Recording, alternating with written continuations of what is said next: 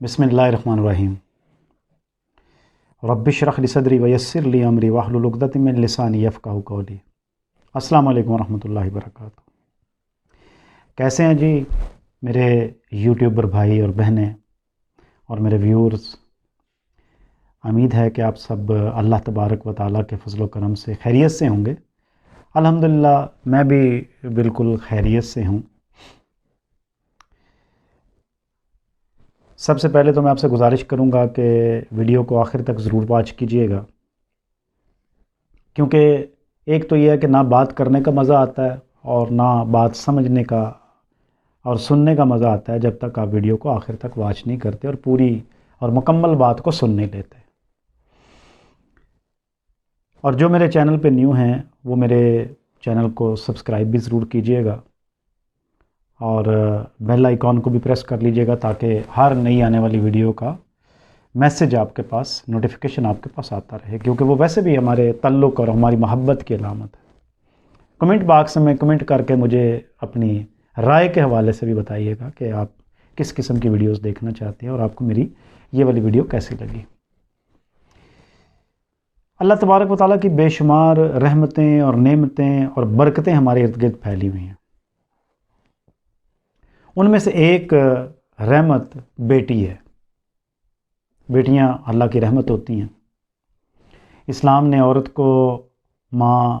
بہن، بیوی اور بیٹی کی شکل میں جو مقام اور مرتبہ عطا کیا ہے وہ نہ جوڈائزم، نہ کرسچینٹی، نہ بدھزم، نہ کنفیوشزم، نہ سکھزم، نہ جینزم، نہ ہندوازم، کوئی بھی مذہب عطا نہیں کر سکا، لیکن اسلام نے جو مقام اور مرتبہ عورت کو عطا کیا وہ اتنا لاجواب اور اتنا بابرکت ہے کہ اس کی جتنی بھی تعریف اور توصیف کی جائے وہ کم ہے۔ یہ خیال میرے ذہن میں اس ویڈیو کے حوالے سے اس لیے آیا کہ گزشتہ روز ایک ایکسیڈنٹ ہوا اور اس ایکسیڈنٹ میں ایک بیچارہ شخص اپنے ڈونکی کارٹ سمیت ہلاکت کا شکار ہوا، اللہ کو پیارا ہو گیا، اور اس کا گدھا بھی جو ہے وہ ہلاک ہو گیا۔ تو اس کی لاش پر بیٹھ کر اس کی بیٹی جو بیان کر رہی تھی اس نے مجھے سوچنے پر مجبور کر دیا اور بات کرنے پر مجبور کر دیا کہ بیٹیاں یقیناً اللہ کی رحمت ہوتی ہیں۔ آپ جانتے ہیں کہ عرب معاشرے کے اندر جب بیٹی پیدا ہوتی تھی تو اس کو زندہ دفن کر دیا جاتا تھا اور بیٹی کو یہ سمجھا جاتا تھا کہ یہ ہمارا رزق چھین کر لے جائے گی۔ یہی کچھ تصور ہندوازم میں بھی تھا، اور اب بھی بھارت میں تو اگر پتہ چلے کہ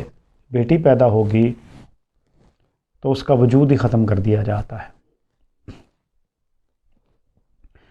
ہمارے نبی نے آ کر ایک مثال ہے نا، آپ صلی اللہ علیہ وسلم کے پاس ایک شخص آیا مسلمان ہونے کے بعد، وہ کہنے لگا کہ یا رسول اللہ صلی اللہ علیہ وسلم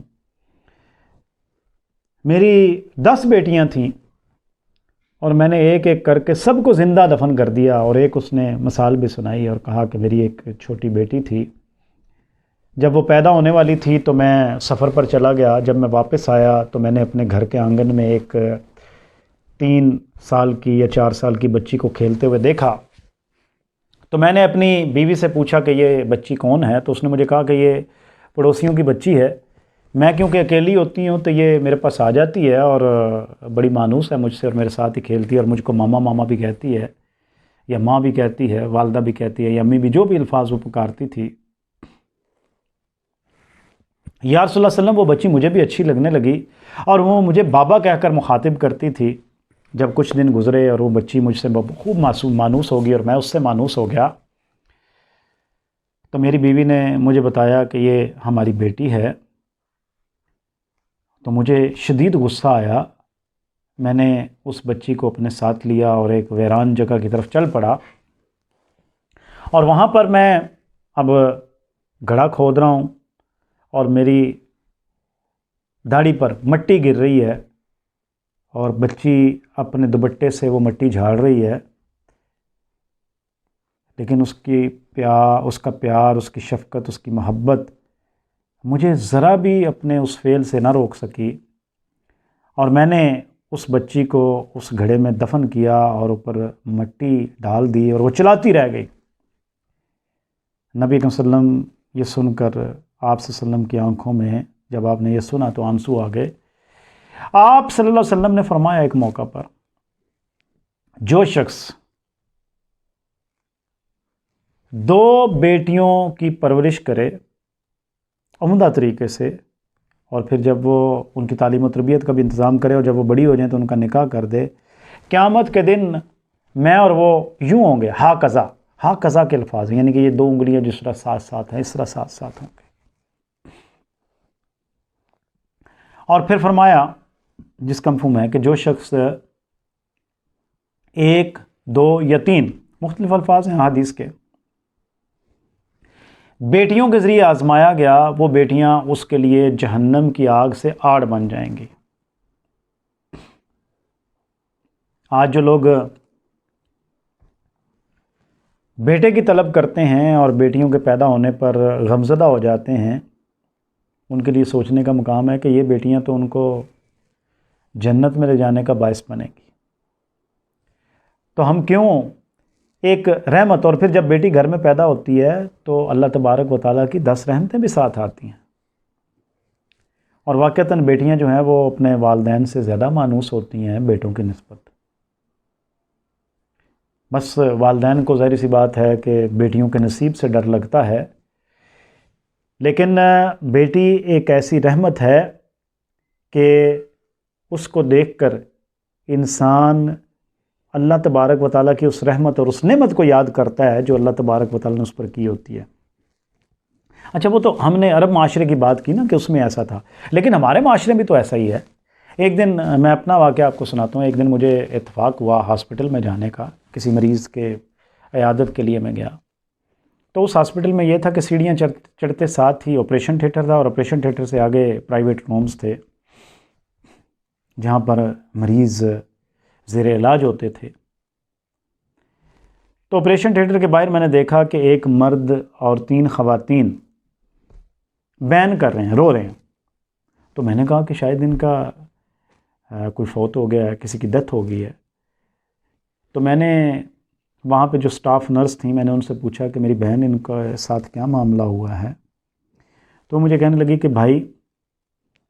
ان کے ہاں بیٹی کی پیدائش ہوئی ہے اور اس پہ یہ افسوس کا اظہار کر رہے ہیں۔